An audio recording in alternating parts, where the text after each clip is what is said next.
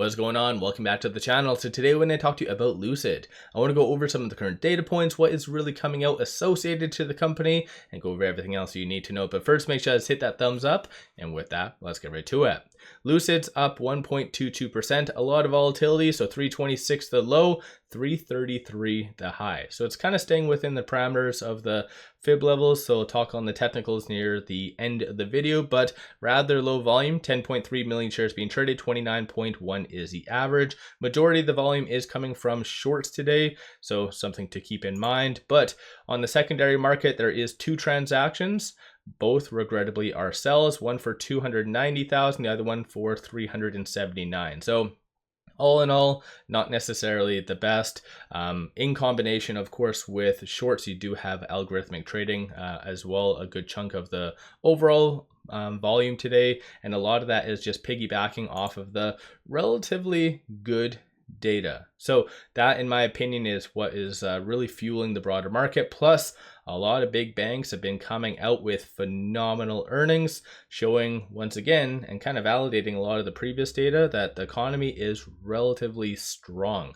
Aside from that, though, nothing coming from Lucid itself, no SEC filings. A couple of things floating around though. So it does look like Lucid Oasis posted this. So another looks like fireside chat with 𝗪𝗧𝗛𝗧𝗛. That's going to be on November the 11th. Aside from that though, this. So coming out tomorrow, you're going to have more marketing for the Sapphire, and this is with Edmunds. So yeah, I think in reality, this has been done before, so nothing really new. So I'm pretty sure we already will know what the answer or kind of the results are, but in the end, I think this really goes to show Lucid's tech rather than anything. And aside from that, though, there's the latest in EV stats. I do not believe I've actually shared that with you guys yet, but for August 2024, which once again, that's kind of the most up-to-date information that we do have, as a whole, globally, it is up 20%. So that is EV sales. China is up 38% year over year. Europe is down 30%, and then the States is up 17%. So there is something going on with Europe. I don't know, maybe that is why Lucid isn't really expanding to the fullest of its ability in Europe, but I don't know, got to go where the demand is, and the States is definitely where it's at. It'd be nice to have this report, but kind of incorporate the Middle East as well, because I feel like just the infrastructure is there and demand is starting to increase. So it'd be nice to have it other than these three geographical locations. But nonetheless, I think this is fairly good stuff. Shorts, though, despite absolutely everything that's happening in the broader market, you're still having them increase. Roughly 499,000 shares, 28.31% of the free float is being shorted, works out to be 253.75 million shares. Cost to borrow average is 8.73%, so a little bit higher than yesterday, so you have that bump up, and that is because of this right here. So when it comes down to Lucid's price being suppressed, one good tool to really look at is shares available. So right now it does show roughly around 400,000 shares is available to be shorted. More common than not, it's kind of in excess of 5 million, or even sometimes higher than that.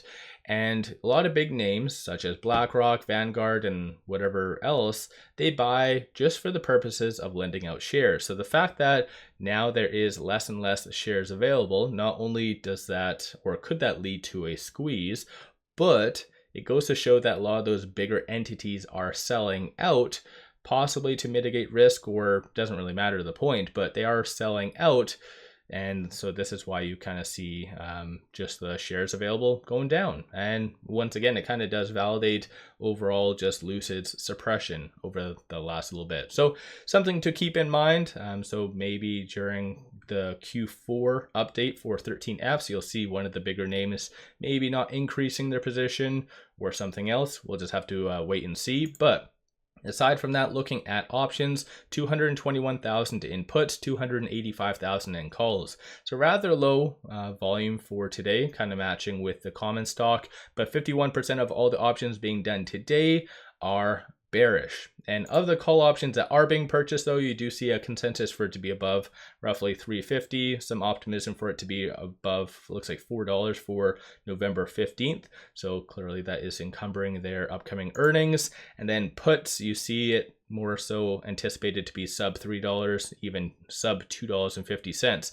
for that same time frame, so November the 15th. That's a monthly change, so kind of just be prepared. So a lot of volatility for that. And I believe that's a quadruple witching as well, November. So yeah, should make for a very fun old time. Before I get into a lot of the data points for technicals, just want to quickly pop over to 𝗖𝗢𝗡𝗘𝗧𝗧 because there's one thing that did change despite us not getting any new analyst ratings. So last one was still done 8 days ago. There was a update for revenue.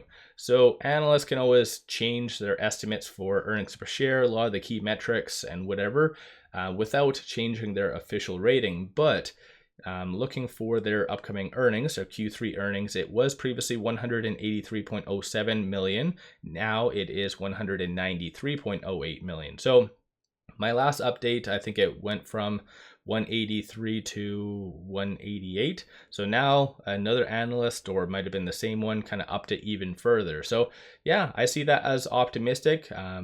Once again, when it comes down to Lucid's upcoming earnings, that will be obviously the new benchmark that it does need to get over. But I think this upcoming earnings, the market won't necessarily care so much about the earnings per share and revenue and whatever. They'll care a little bit more on the future guidance. That's just my own opinion. Of course, I could be wrong on that regard, but right now with it at $3.31, it is trading between these 2 points, so this S2 and this S1. So $3.16 is that strong support, and then $3.38 is that next strong resistance slash target. So it's kind of just trading wedge bound between these 2 points. As I've stated, it is just between the 50 and 100-day moving average, actually hugging that 100. So it is holding. It's at least doing that. Most likely it's just waiting for the next big catalyst to either propel it higher or break it down where it does trade between that 100 and 200-day moving average. But yeah, Lucid's a very interesting stock. Clearly, we are going to find out once again, and you're going to have a lot of chatter on Lucid's technology just being next level stuff.